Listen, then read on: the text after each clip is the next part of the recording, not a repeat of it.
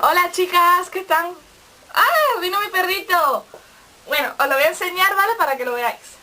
A ver. ¡Sube! ¡Ay! ¡Que pesa mucho! Mira, este es mi perrito. Aquí es súper mono. ¡Dame un besito! ¡Dame un besito! ¡Oh! Se llama Rex. ¡Hola! ¡Wow! Venga, vete para la cesta, anda. Bueno, pues este es mi perrito. Y yo te puedo elegir, ¿ves? Se ha quedado aquí, me estoy súper contentito.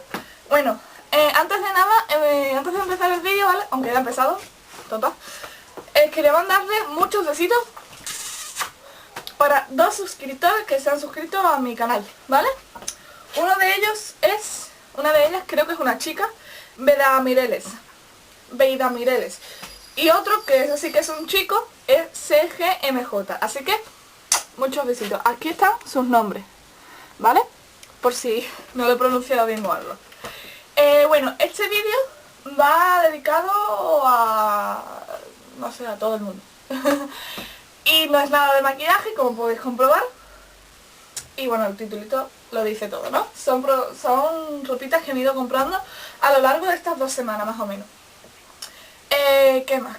Bueno, es que estaba estudiando y tuve que salir para comprarme unas telas. Porque ¡ya es carnaval!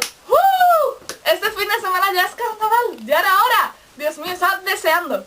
Sé que estamos a casi principio de febrero, pero el día 13 son carnavales en Cádiz. Estoy fatal, estoy súper revolucionada porque estoy estudiando y no puedo más con mi vida. Tengo un examen de ciencias hoy que es mortal.